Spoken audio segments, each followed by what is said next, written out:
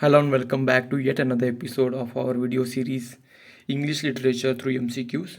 So, without wasting any time, let us get started. Question number 1. Which of the following approaches to literature is based on the idea that literature should be judged primarily, if not solely, on the artistic merits and not on its social, political, or moral implications? Option A, formalism or new criticism. Option B, psychological criticism. Option C, Marxist criticism. Or option D, feminist criticism. And the right answer is, of course, option A, formalism or new criticism.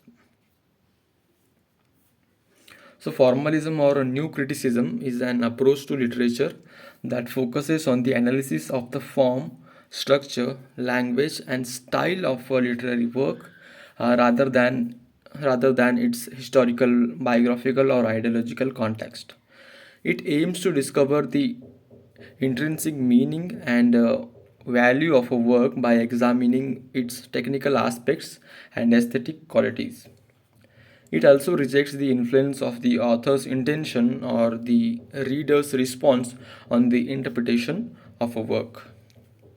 Alright, so moving on to the second question. Who coined the term intertextuality to describe the phenomenon of texts being influenced by or referring to other texts? Option A, Helen Gixus.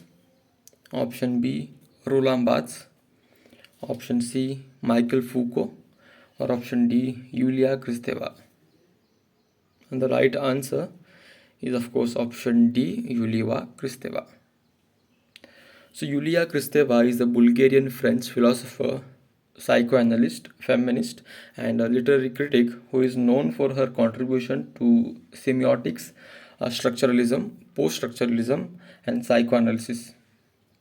She coined the term intertextuality in her essay World Dialogue and Novel, which was published in 1966, to describe the phenomenon of texts being influenced by or referring to other texts. She argues that every text is a mosaic of quotations and that meaning is produced by the interactions between different texts. She also suggests that intertextuality can be seen as a form of dialogue between the author, the reader, and the cultural context. Alright, so moving on to the third question. Which of the following terms refers to the process of breaking down a text into its basic elements, such as words, sentences, paragraphs, etc., in order to reveal its underlying structure and meaning? Option A, analysis. Option B, synthesis.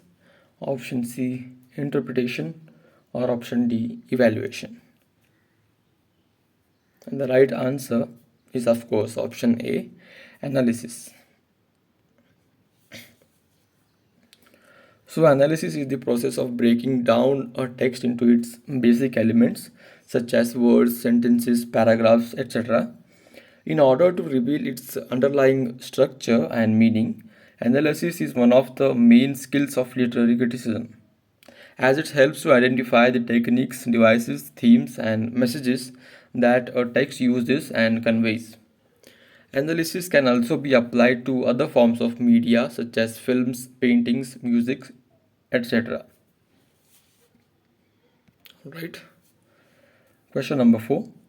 Which of the following terms refers to the practice of reading a text against the grain, meaning that the reader challenges or opposes the dominant or intended meaning of the text?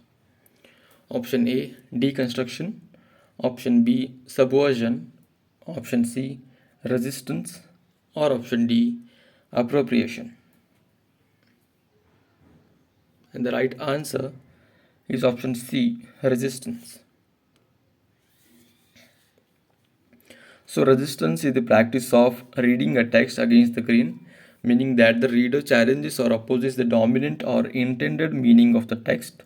Resistance is often associated with critical approaches that aim to expose and critique the power structures and ideologies that shape text, such as feminism, Marxism, post-colonialism, etc. Resistance can also be seen as a form of empowerment and agency for the reader, who can resist or reject the author's authority or the cultural norms that a text represents. All right. So moving on to the last question of this video. Which of the following approaches to literature is based on the idea that literature is influenced by unconscious mind of the author and or the reader, and it can reveal hidden desires, fears, conflicts, and meanings through symbols, metaphors, dreams, etc. Option A, psychoanalytical criticism.